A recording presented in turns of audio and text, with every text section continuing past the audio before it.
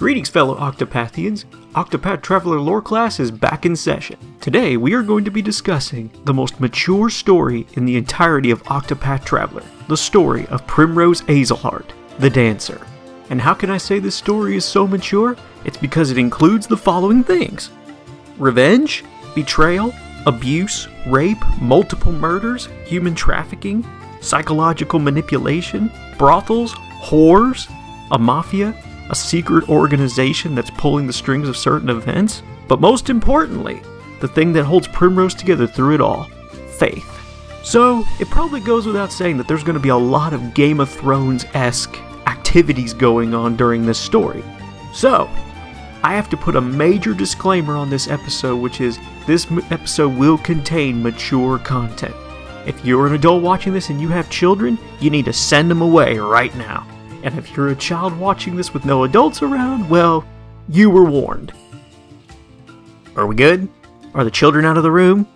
Are only the mature audiences still here? We good to go? Alright, it is time now to begin the story of Primrose Azelhart, the Dancer. Enjoy.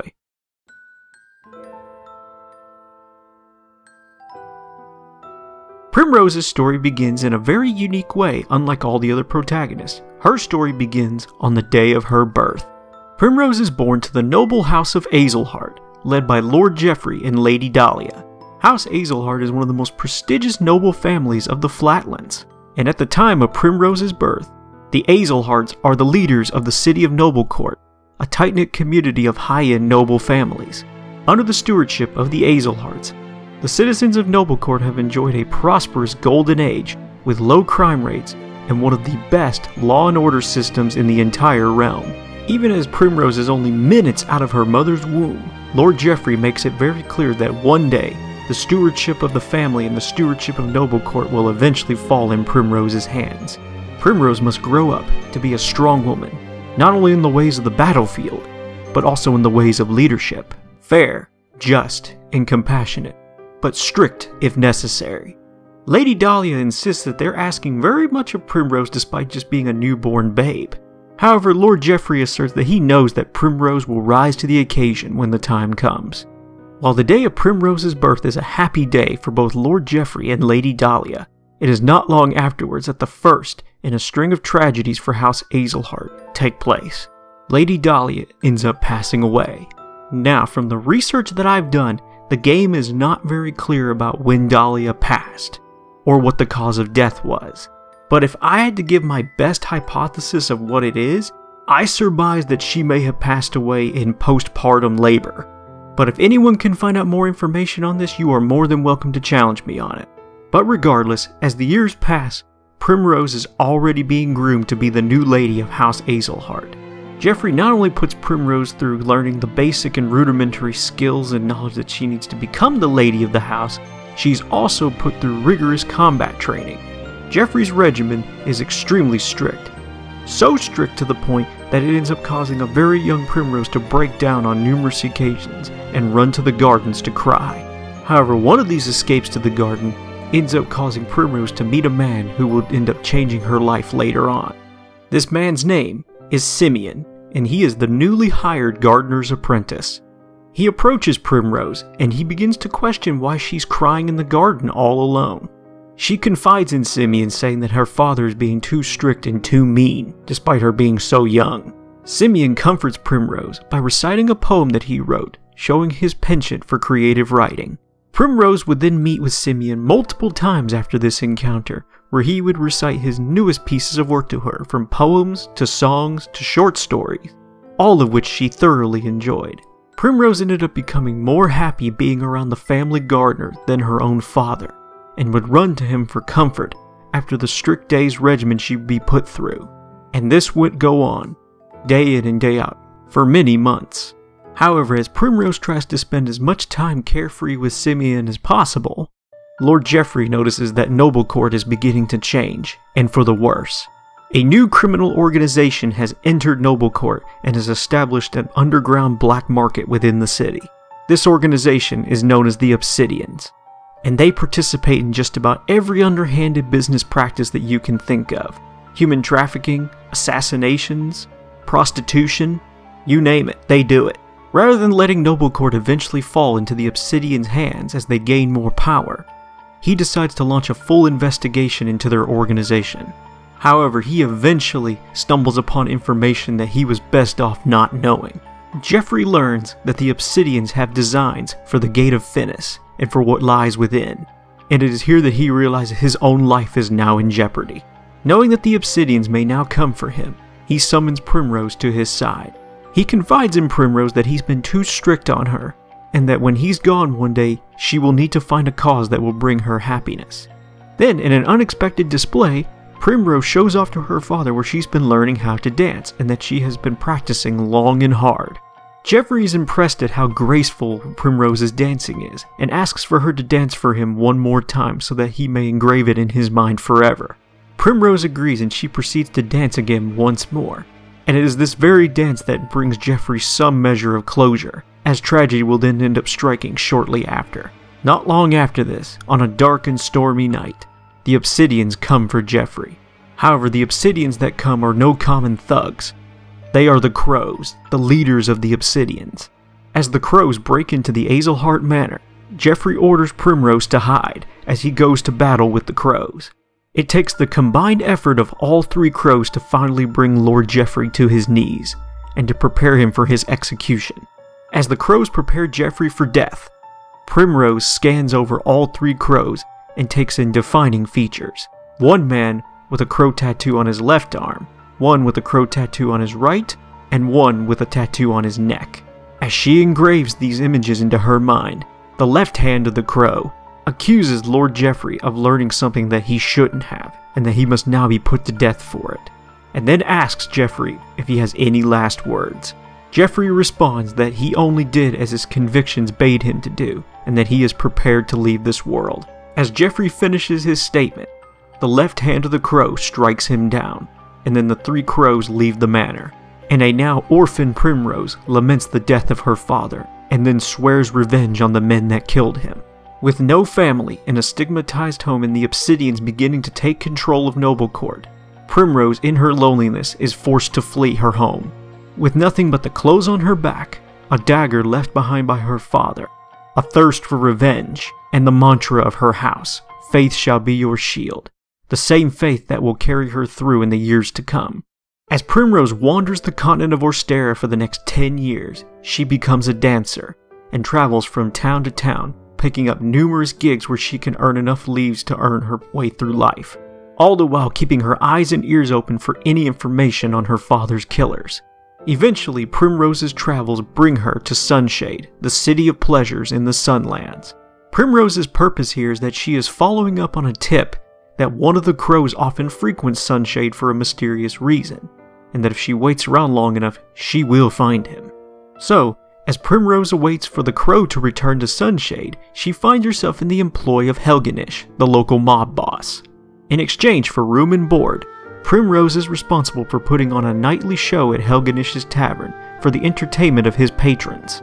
And after the show is over, she is responsible for conducting private sessions with some of the patrons. And while it is not explicitly stated, it is alluded to that these sessions involve sex. And if selling her own body to strangers is not enough of an indignity, what happens after hours is even worse.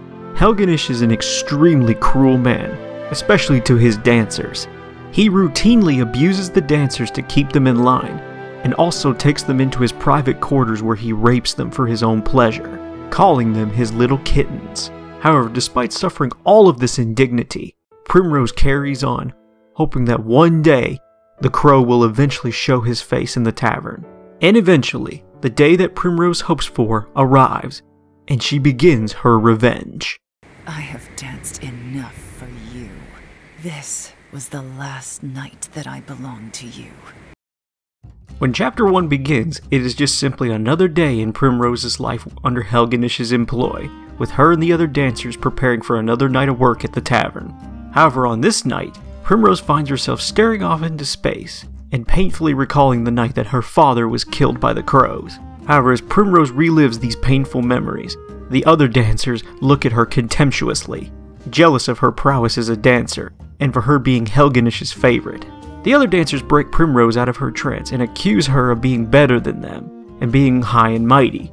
Primrose does not have much to say to the other dancers, as Helgenish enters the room to announce that the opening act of the tavern is about to begin. As all of the dancers begin to leave their quarters, Helgenish stops Primrose. Helgenish admits to her that she is his best dancer and that she is the only one that he can rely on to bring significant amounts of custom to his pockets. In fact, he admits that since she has come under his employ, profits have increased tenfold from his tavern. However, Helgenish then proceeds to condescendingly remind Primrose that she would not be anywhere in life without him, or at least that's what he thinks. Primrose does not have much to say to Helgenish and simply puts on a grin and acknowledges what he said. Helgenish then releases her to go to work, telling her that once the night is over, he wishes to see her in his personal chambers, and that if she does well tonight, he may give her a treat. Primrose then proceeds to the tavern where the other dancers have already performed their opening act, and it's time for the main event, where she takes the stage. However, something is off about tonight, as Primrose once again finds herself in a trance, reminiscing her father's death once more.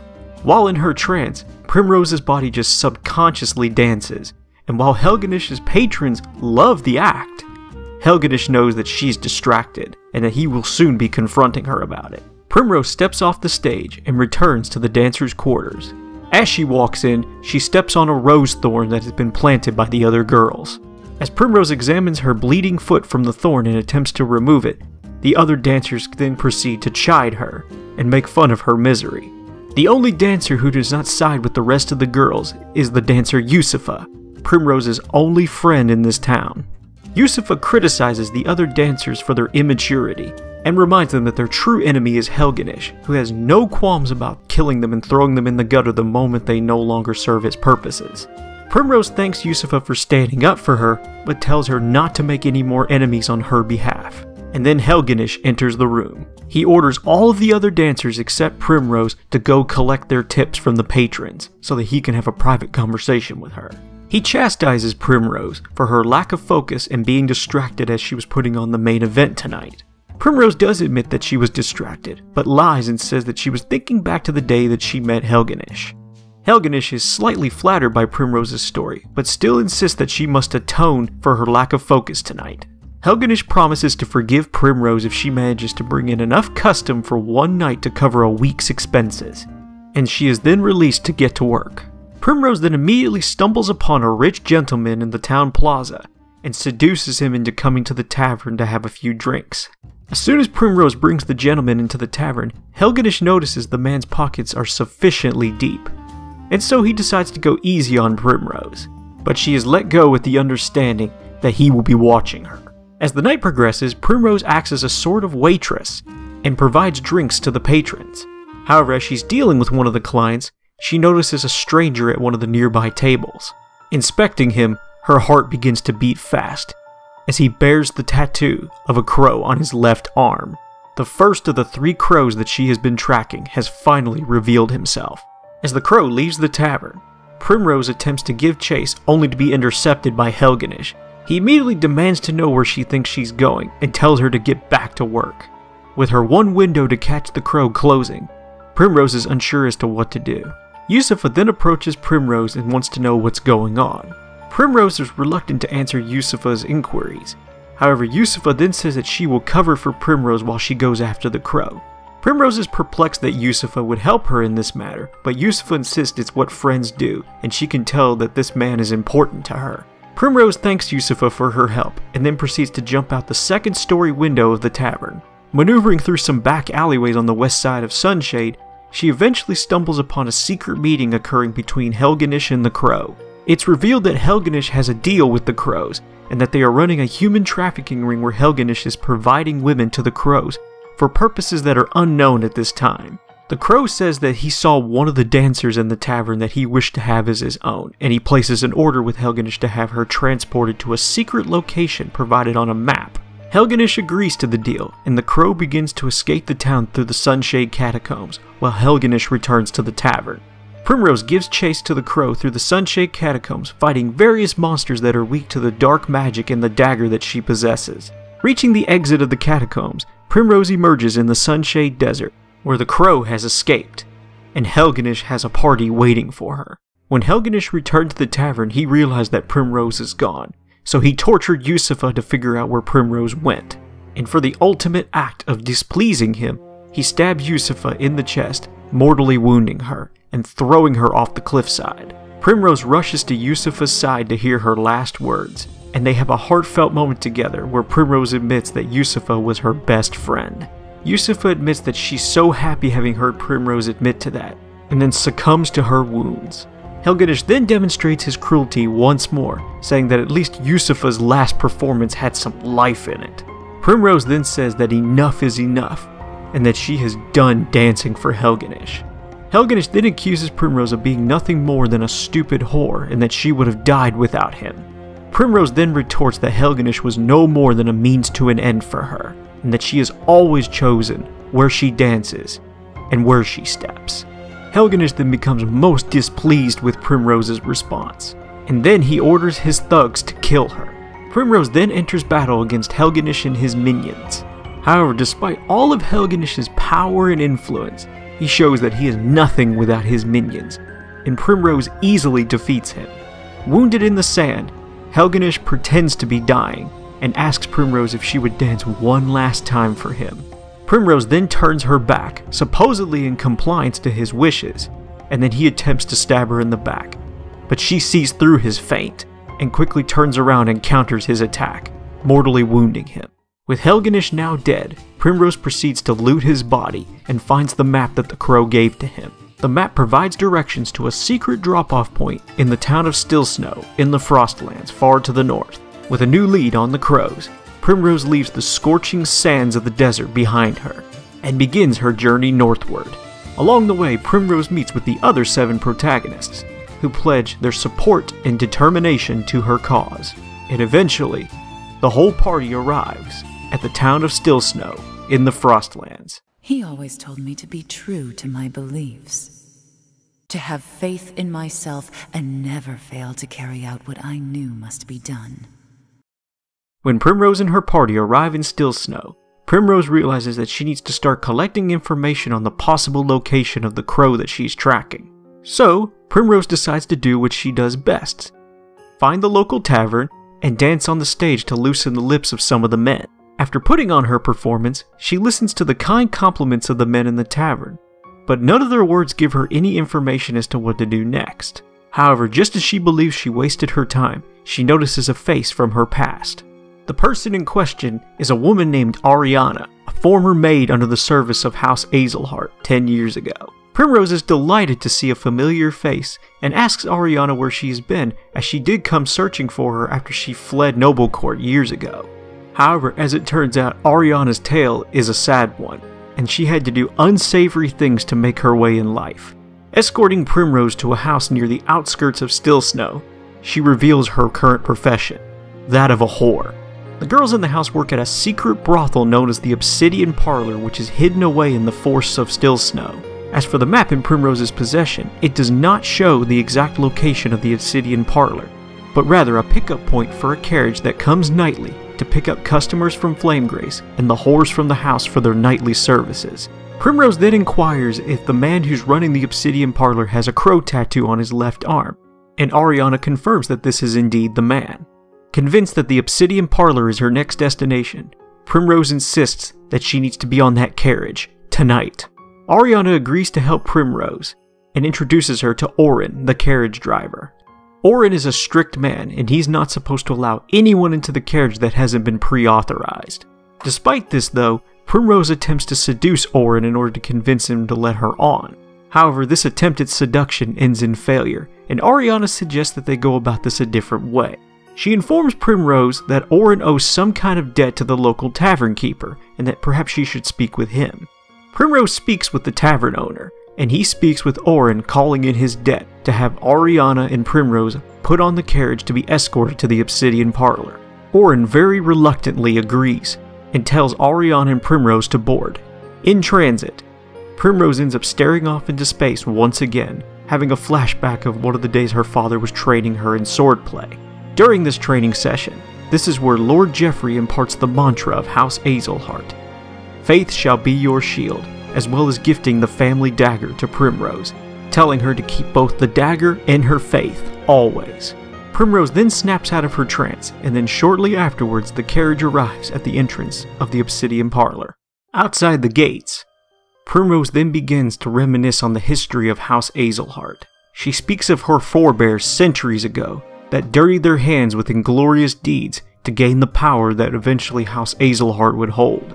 She recalls one specific example where one of the lords of House Azelhart invited his own lord to a huge feast only to murder him during the festivities. And while the more recent lords and ladies of the house have attempted to restore their reputation, Primrose says that the petty squabbles of noble houses concern her no longer, as she is only interested in her revenge.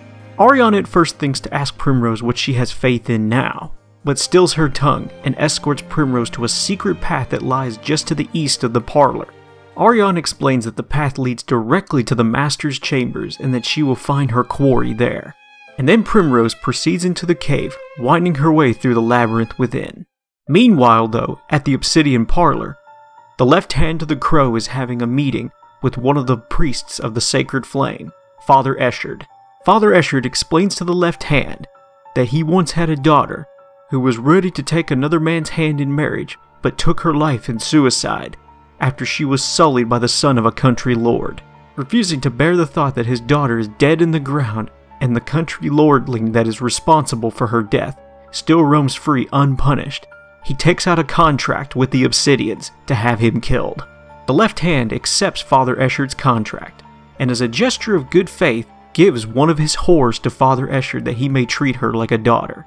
Father Eshard is then sent away with the understanding that the payment for the contract shall be that the Obsidians may wish to use his connections within the Order of the Sacred Flame to their advantage one day. However, as this meeting was taking place, Primrose has finished maneuvering her way through the secret path to the Obsidian Parlor, and not minutes after Father Eshard leaves does she arrive at the Master's chambers where the left hand makes his nest. The left hand is initially perplexed as to who his uninvited guest is. However, he recalls seeing her back in Sunshade at the tavern. Primrose then properly introduces herself as Primrose Azelhart, daughter of Lord Geoffrey Azelhart.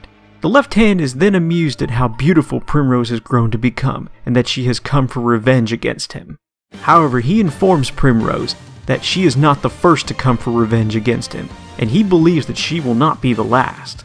The left hand then stands, formally introducing himself by name as Rufus, and that he promises to send Primrose to the afterlife to meet her father.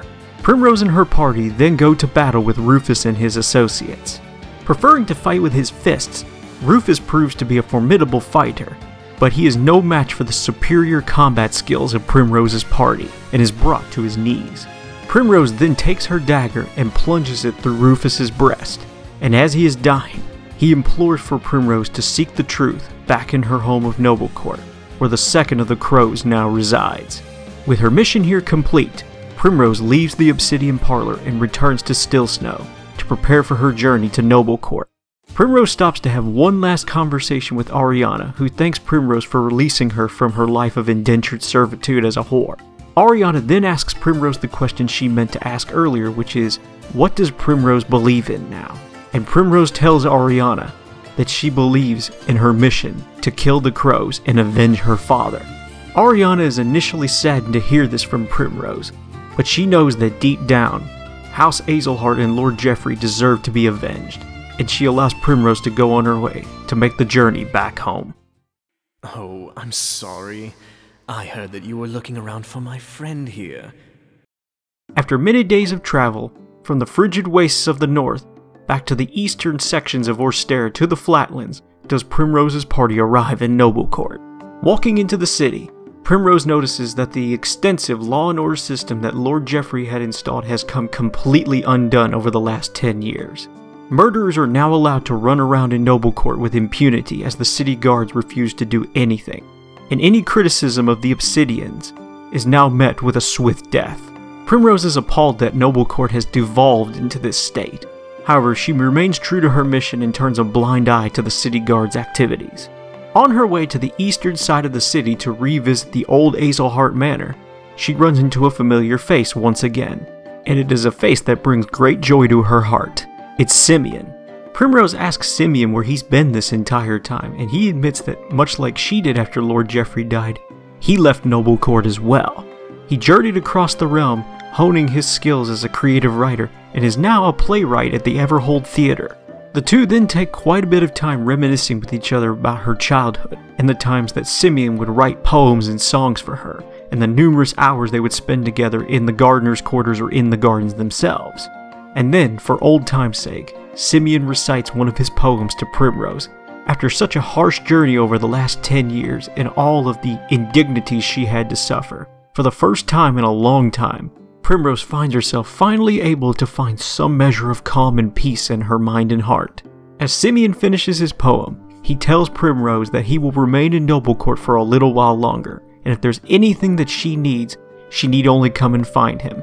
As Simeon walks away, Primrose decides that the time for distractions has ended, and it is time to continue her search for the right hand of the crow. Out of curiosity, Primrose decides to stop at the grave of her father, and she meets yet another face from her past, and he is Revello Forsythe, former lieutenant of the city guard. Revello is pleased to see Primrose has returned to her home, and Primrose is delighted to see yet another familiar face.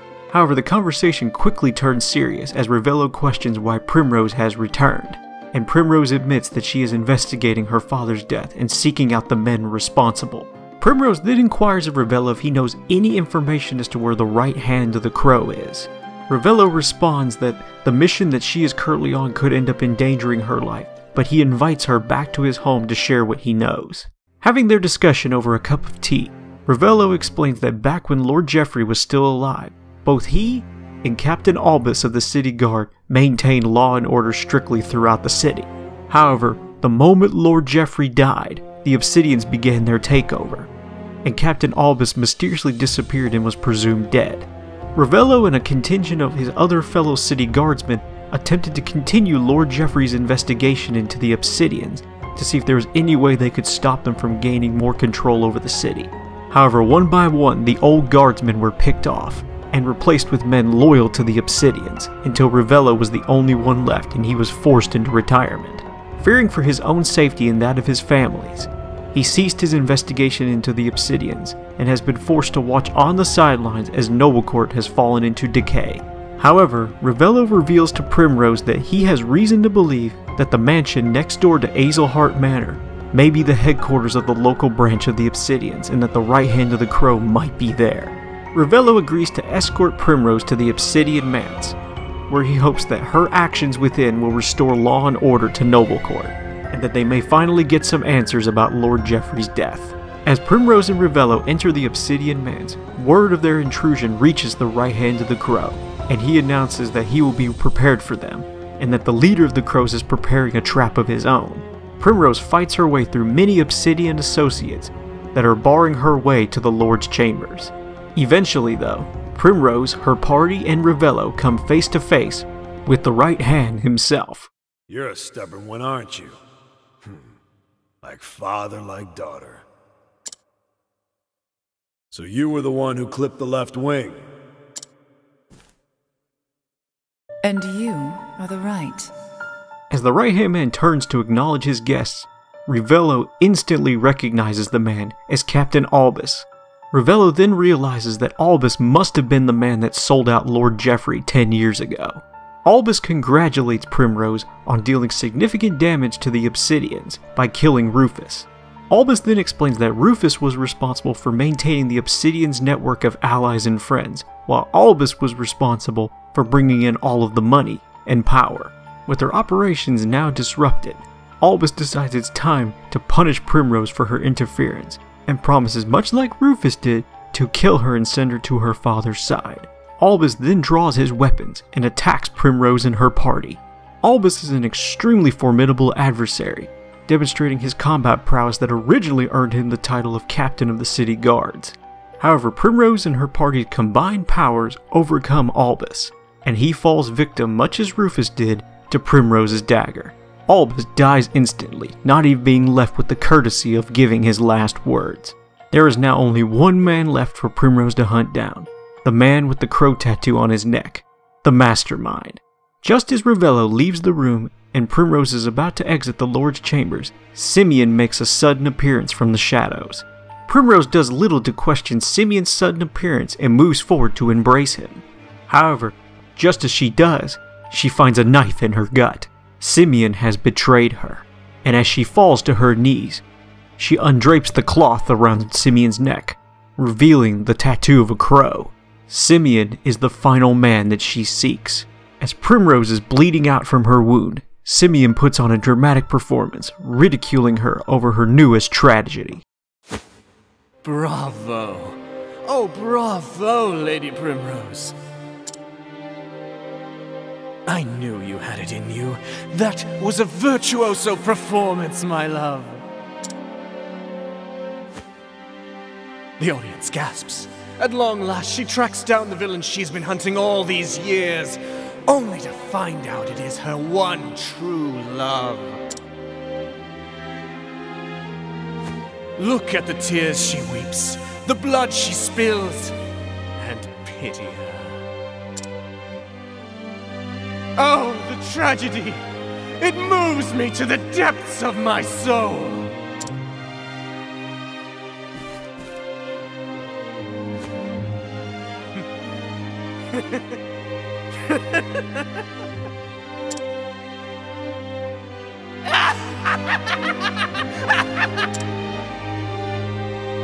Fare thee well, my poor love. With Primrose now collapsed on the floor due to her wounds, it appears that her quest for revenge might be over. But it is not to be. It appears that the goddess Siltige has favored Primrose on this day, as Revello returns to the room and finds Primrose collapse, and carries her back to his home for emergency medical treatment. A short time later, Primrose awakens from her coma, and finds that her wound has been properly dressed, and that she's able to move around again. Revello tells Primrose that Simeon has returned to Everhold, back to the amphitheater that he owns and is the playwright of. He implores Primrose not to go, as her life has already been nearly jeopardized once. But Primrose is stalwart, committed to her mission to hunt down every last man responsible for her father's death, even the man she thought she loved. Understanding her determination, Revello steps aside and lets Primrose leave. On the way out of Noblecourt, Alphen stops Primrose to present her with a tincture that he has created to ease her pain should her wound act up again. Primrose then thanks Alphen for his kindness, and then Primrose and the party proceeds southward to the mountains of the Highlands to Everhold. Show me the darkest shadow in your heart! You hate this, don't you? You are full of regrets! I regret nothing. After many days of travel southward from Noblecourt, Primrose and her party eventually arrive in the city of Everhold. Upon arrival, Primrose takes in the city's greatest attraction, the castle of Everhold, once the site of a climactic battle between King Beowulf and a red dragon, now turned into a theater for entertainment. Primrose and the party waste no time entering the Everhold Amphitheatre, and they are immediately greeted by Simeon, who is in his personal opera box. Simeon announces to the entire theater that Primrose is tonight's special guest, and the play is dedicated to her. Primrose cares little for Simeon's theatrics and asserts to the theater that he will die tonight.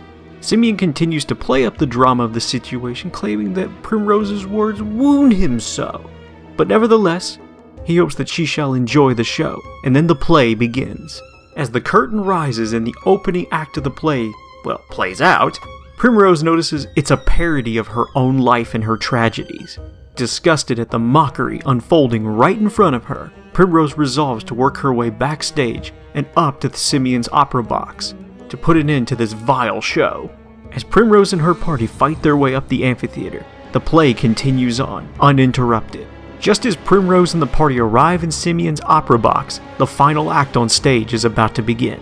Simeon attempts to employ psychological manipulation on Primrose, telling her that he takes personal pleasure in ruining the lives of others just so that he can see the tragedy unfold for his amusement. And he admits Primrose's tragedy has been the most satisfying of all to watch. He then ridicules Primrose's quest for revenge, and attempts to put what he believes Lord Geoffrey's words would have been into her mouth. Live not for me, for I am dead and gone. You must find your own happiness. Simeon's attempt at manipulation just about succeeds, as Primrose stops for a moment to think about what her father would have said to her and what he would have wanted. However, she shrugs off Simeon's attempts at manipulation and pulls out her dagger to prepare to kill him. Simeon appears pleased that she hasn't given up just yet, as the drama must continue. Simeon and Primrose's party then go to battle, with Simeon summoning marionettes of Primrose and Lord Geoffrey to fight against them. The marionettes in Simeon's dark magic proved to be very strong, but Primrose's party managed to overcome Simeon's machinations, only to find out that he's been toying with them up to this point. Simeon refuses to fight at his full strength, as he claims that Primrose has yet to fully open her heart to him. He once again tries to employ psychological manipulation on Primrose, accusing her quest of revenge of being totally selfish, and having convinced herself in her mind that this is what her father would have wanted. He even goes so far as to point out that Primrose has not even visited her father's grave, for shame of showing him the murderer that she has become. Primrose begins to struggle once again with Simeon's manipulation, but then in her mind she enters a trance and sees an apparition of her father. She then proceeds to justify herself to this apparition of her father, and she breaks free of Simeon's manipulation, and once again is resolved to kill him. Simeon now calls upon the full powers of the darkness and engages Primrose's party in battle once again. Simeon's arcane magic allows him to cast various debuffs on Primrose's party, primarily silence to stop any mages from attacking him and countering his magic. However, Simeon has a mortal weakness. Being a mage, he is susceptible to physical attacks, and an onslaught from Primrose's dagger will easily penetrate his defenses. The battle with Simeon is long and hard fought, but eventually, Primrose and her party emerge victorious, and Simeon is brought to his knees. As the climax of the play happens below, Simeon implores Primrose to conclude her revenge and shove her dagger through his breast. As Primrose strikes Simeon down, the conclusion of the play below shows a completely different outcome. It appears that Simeon had hoped that despite all he had done to Primrose and all the tragedy that he caused to her, that she would eventually throw it all away and come running back to him, taking his hand in marriage. And as the curtain falls, Simeon draws his last breath. Her revenge now complete, Primrose returns home to Noblecourt, where she finally visits her father's grave. With her life's mission now complete, Primrose is uncertain as to what her next move is. However, she promises to find renewed purpose in her life through her greatest skill, dancing, and then she walks away. And this is where Primrose's story comes to an end. But this is not the last we will see of the Obsidians, as their operations still continue within Orstera, guided by the hand of still an unknown figure. But as for who this figure is, that is a story for a much later date. But for now, Lord Geoffrey is avenged, and this tale can now draw to a close. And thus this concludes today's lore video on Primrose Azelhart, the Dancer. Now I'm not gonna lie, this lore video was actually quite difficult for me to make because there are a lot of little small details that are explained or shown in Primrose's story. So I had to be very careful about trying to stick to the main plot and not try to detract off on too many other smaller points. There are also a lot of characters in Primrose's story that are almost deserving of their own lore videos, so I didn't want to get into their stories too much, as I may want to cover them at a later date. But I do hope that you've enjoyed today's lore content on Primrose as presented. So, it's time to leave this lore video here for the day on the note that the next protagonist will be H'Anit the Huntress. So, be sure to keep an eye on your subscription feeds for that. And speaking of subscriptions, if you've enjoyed today's video, and you haven't done already, make sure you've subscribed. Give a thumbs up to the video. If you disliked it, show it to your enemies. And if you're feeling so vocal, use the comments section down below to tell me what you think, or tell everybody else what you think. And finally, if you absolutely loved the video, make sure you share it with your friends, because the more people that can watch these, the better in my opinion. We should all strive to be knowledgeable Octopathians. And with that, Octopath Traveler lore class is adjourned for the day. Thank you all so much for watching. I will catch you next time.